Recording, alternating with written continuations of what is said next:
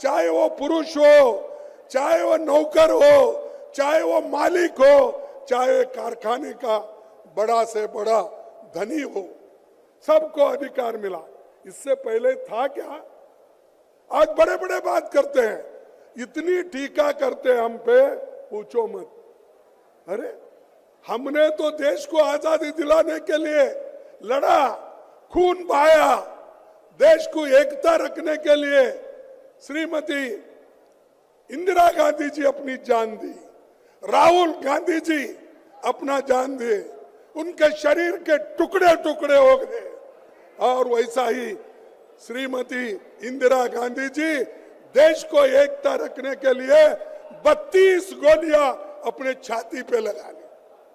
कौन लीडर ऐसा बताओ? यही बीजेपी वाले, यही आरएसएस वाले जनसंघ के नाम पे थे। तब क्या करते थे? तब ये सरकारी नौकरी में जाने के लिए लोगों को कहते थे, ये कहते थे क्विट इंडिया आंदोलन में भाग मत लो, गांधी जी की आइडिया अच्छी नहीं है, ये कहते थे। ये नौकरियों में रहते थे, ये व्यापार करते थे और देश के लिए कभी नहीं लड़े। मैं उसीलिए कई बार बोलता हूं, इनके घर का एक श्वान भी भोगता नहीं था, ऐसी परिस्थिति। लेकिन हमारे लोग सूली पे चढ़े, हमारे लोग लड़े।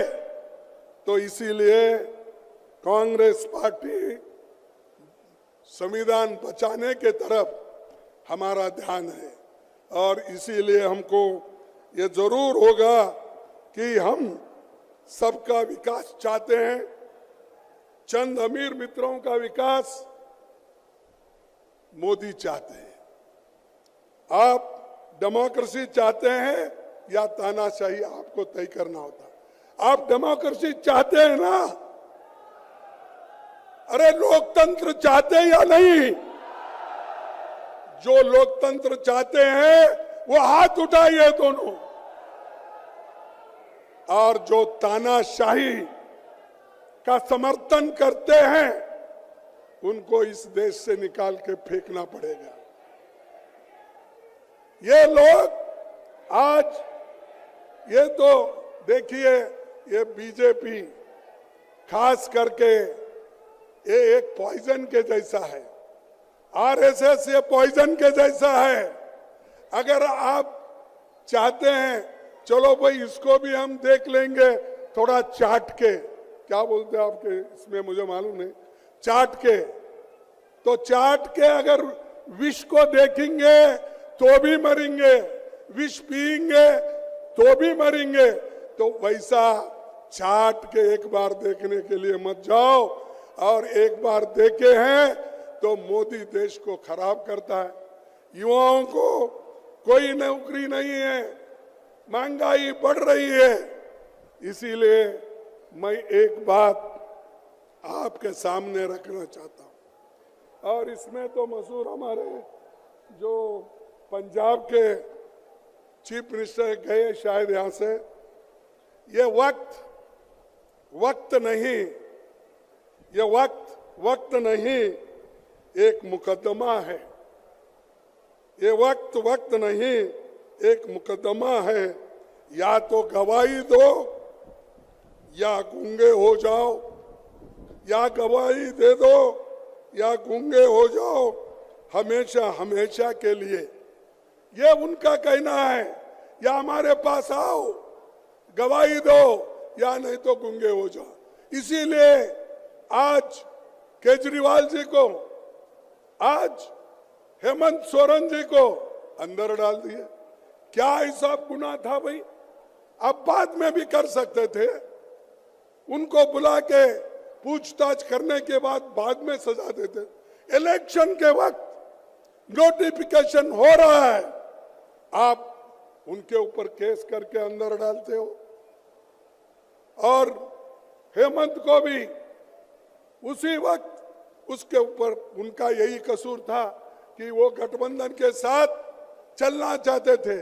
उनको बुलाया गया, पूछा गया, तब उन्होंने कहा मैं कांग्रेस के साथ रहूंगा, गठबंधन के साथ रहूंगा।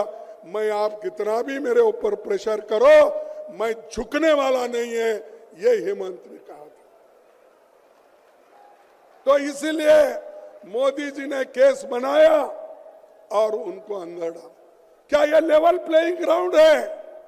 क्या ये मैदान है? जैसा मैं राहुल जी का क्रिकेट का जिक्र किए थे, साहब क्रिकेट तो सब लोग ठीक ठाक मैदान बनाते हैं और पिच भी अच्छा करते हैं, तब लोग खेल पाते हैं। यहां तो मोदी सब तरफ खड्डा खोद के हमको क्रिकेट खेलो बोल रहा है, लेवल प्लेइंग ग्राउंड ही नहीं है। तो ऐसे व्यक्ति को इस बार हराना चाहिए। जब तक इनको हराएंगे नहीं, तब तक शांति से नहीं बैठना चाहिए। और ये इसलिए जरूरी है, किसी एक व्यक्ति के लिए नहीं है, या सिर्फ आज एक केजरीवाल जी के लिए नहीं है, या हेमंत के लिए नहीं है, ये 140 करोड़ जनता की रक्षा के लिए हम कर रहे हैं। और ये जरूरी है, गरीब को, किसान को, मजदूर को, छोटे मोटे व्यापारियों को, इनकी रक्षा करने के लिए हम ये कर रहे हैं। इसीलिए हम चाहते हैं कि डेमोक्रेसी को बचाओ। ये 224 की चुनाव होगी युवाओं के रोजगार के लिए, ये चुनाव होगी बढ़ती महंगाई के मुद्दे पर, ये चुनाव होगी किसानों के एमएसपी गारंटी पर, ये चुनाव होगी लोगों की हिस्सेदारी। जो राहुल जी ने बीड़ा उठाया है कि जाति जनगणना होना चाहिए और जिसकी जनसंख्या है उसको न्याय मिलना चाहिए, जिसकी जनसंख्या भारी है उसको न्याय मिलना चाहिए। इसीलिए वो जो आवाज उठाए, इसकी भी लड़ाई है। और भाजपा के भ्रष्टाचार के खिलाफ ये लड़ाई है। और चुनाव देश के संविधान और डेमोक्रेसी को बचाने की है। इसीलिए मैं आपसे विनती करता हूं कि आप सभी एक हो जाओ, मिलके चलेंगे। इसीलिए पंजाब के हमारे चीफ मिनिस्टर से भी यही मैं अपेक्षा करता हूं, जब एक होकर हम लड़ेंगे तभी हम कुछ हासिल करेंगे, नहीं तो एक दूसरे को कुचलते रहेंगे, आप कभी आगे नहीं आएंगे। मैं आपसे विनती, पहले हम एक होने का सीखो, एक दूसरे को तोड़ने का मत सोचो।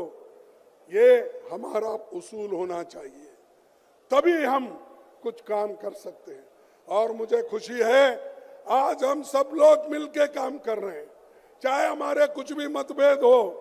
हम येचुरी साहब, डी राजा केरल में लड़ते हैं, लेकिन यहाँ इस बड़े कॉज के लिए, इसके लिए हम एक होकर एक मंच पे हम आते हैं।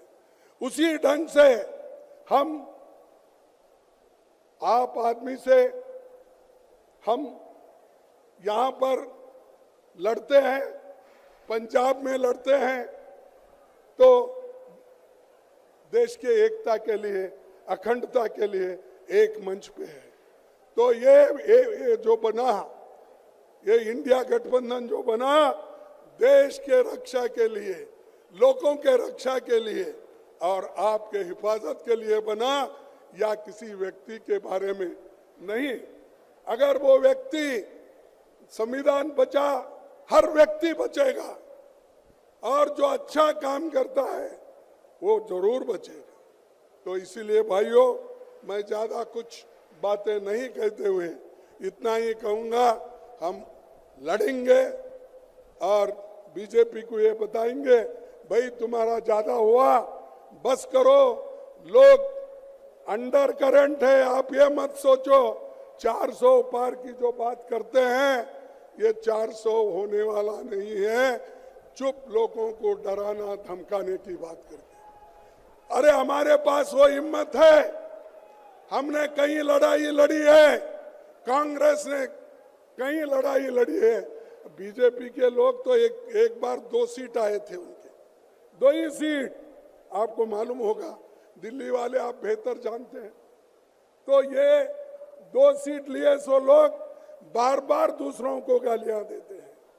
तो इसीलिए आपसे मैं यही कहूंगा कि आखिरी में एक बात कह के मैं अपने बात को खत्म करूंगा, तो वो ये है कि इंडिया गठबंधन के लिए जो मुश्किलातें हैं, उन मुश्किलातों को हम सब मिलके दूर करेंगे। और मोदी का क्या है, कोर्ट भी उसके पास है, पुलिस भी उसके पास है, सभी कुछ उसके पास है। और इसीलिए मैं एक शायर ने लिखा है, अपील भी तुम हो,